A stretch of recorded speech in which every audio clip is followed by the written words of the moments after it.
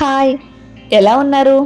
ఈరోజు వీడియోలో నేను అల్లం వెల్లుల్లి పేస్ట్ ఎక్కువ రోజులు స్టోర్ చేసుకోవాలంటే ఎలా ప్రిపేర్ చేసుకోవాలో ఈ వీడియోలో చూపిస్తానండి.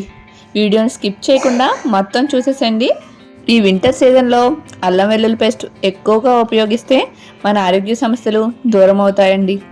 అందుకని మనం ఈ అల్లం వెల్లుల్లి పేస్ట్ చేసేసుకుని స్టోర్ చేసుకుని ఫ్రిడ్జ్లో పెట్టేసుకుందాం. అయితే ఇది ఎలా ప్రిపేర్ చేయాలో చూద్దామా? ముందుగా అల్లాన్ని తీసుకుని ఒక 1/2 కేజీ అల్లాన్ని తీసుకున్నానండి. దీని మీద ఉన్న పొట్టుని ఇలా స్పూన్తో రిమూవ్ చేసేసుకున్నాను. చాకు కన్నా స్పూన్తో అయితేనే చాలా ఈజీగా వచ్చేస్తుందండి అల్లం మీద పొట్టు. మొత్తం పొట్టంతా రిమూవ్ చేసేసుకున్నాక ఇలా అక్కడక్కడ ఉన్న బ్లాక్ డాట్స్ని కట్ చేసేసుకుని నీట్గా శుభ్రం చేసేసుకుందాము. ఇలా రిమూవ్ చేసిన తర్వాత ఇంకా కొద్దిగా అక్కడక్కడ ఇసుక పొట్టు అనిపిస్తే ఒకసారి వాటర్లో వేసి నీట్గా కడిగేసేయండి. చెమ్మ లేకుండా ఈ అల్లాన్ని మొత్తాన్ని గుడ్డతో తుడిచేసేయండి. ఈ అల్లాన్ని చిన్న చిన్న ముక్కలుగా కట్ చేసుకోండి. మిక్సీలో వేసి ఆడడానికి వీలుగా ఉన్న సైజులో చిన్న ముక్కలుగా కట్ చేసుకోవాలండి. లేదంటే మిక్సీ జార్లో అడ్డుపడిపోయి అక్కడక్కడ ముక్కలు ఉండిపోతాయి. ఇలా నీట్గా చిన్న చిన్న ముక్కలుగా కట్ చేసేసుకోండి. ఈ ముక్కల్ని 1 అవర్ పాటు అలా ఆరనివ్వండి. లేదంటే ఒక అరగంట పాటు ఎండలో ఉంచేసేయండి. ఇప్పుడు అల్లం వెల్లుల్లి పేస్ట్లోకి వెల్లుల్లిపాయలను రెడీ చేసుకుందాము. అల్లం ఎంత తీసుకున్నానో వెల్లుల్లిపాయలు అంతే తీసుకోవాలి. అంటే 1/2 కేజీ వెల్లుల్లి తీసుకోవాలండి. వెల్లుల్లికి ఇలా పైనున్న పొట్టుని రిమూవ్ చేసేసి వేసుకోవచ్చు.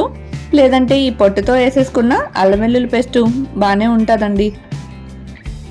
ఈ వెల్లుల్లి మీద ఉన్న పొట్టుని తీయడానికి ఈజీగా చాకుతో అలా కట్ చేసుకుని రిమూవ్ చేసేసుకుంటే చాలా త్వరగానే ఈ పొట్టు రిమూవ్ అయిపోతుందండి. ఈ వెల్లుల్లి రెమ్మల మీద ఇలా ప్రెస్ చేస్తే పొట్టు కూడా ఈజీగా రిమూవ్ అయిపోతుందండి. మీకు ఎలా వీలైతే అలాగా ఈ వెల్లుల్లి రెమ్మని రెడీ చేసుకుని పక్కన ఉంచేసుకుందాం.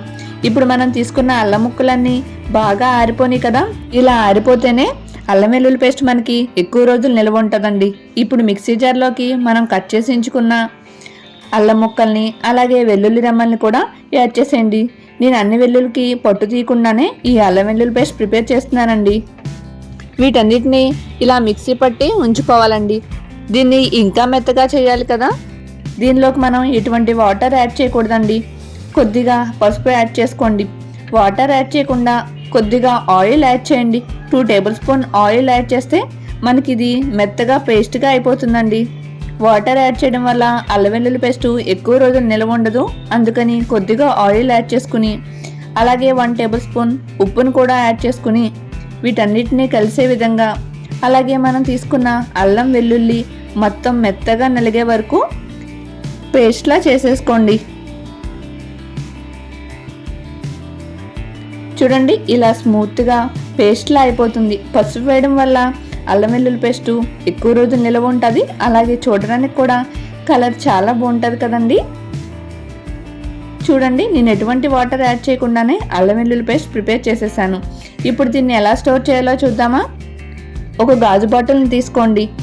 ఈ అల్లం వెల్లుల్లి పేస్ట్ స్టోర్ చేయడానికి గాజు బాటిల్ అయితే చాలా ఫ్రెష్గా ఉంటుందండి. దానిలోకి లాస్ట్లో కొద్దిగా ఆయిల్ యాడ్ చేసుకోండి.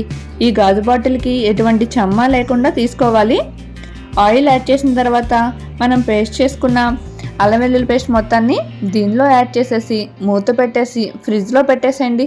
1 నెల రోజుల పాటు మీకు చాలా ఫ్రెష్గా ఎక్కువ రోజుల పాటు ఈ అల్లం వెల్లుల్లి పేస్ట్ ఇలా స్టోర్ చేసి ఉంచేసుకుంటే మనకి హడావిడి లేకుండా చాలా త్వరగానే మనం వంటల్ని ఈజీగా ప్రిపేర్ చేసేయచ్చండి. ఈ వీడియో మీకు యూస్ఫుల్ అనిపిస్తే ఒక చిన్న లైక్ చేసి మీ ఫ్రెండ్స్ అండ్ రిలేటివ్స్ కూడా ఈ వీడియోని షేర్ చేయడం మాత్రం మర్చిపోకండి. నా ఛానల్ ఇంకా సబ్స్క్రైబ్ చేసుకోకపోతే ప్లీజ్ సబ్స్క్రైబ్ మై ఛానల్. మరిన్ని వీడియోస్ కోసం బెల్ ఐకాన్ కూడా క్లిక్ చేసి నా ఛానల్ని ఫాలో అవ్వండి.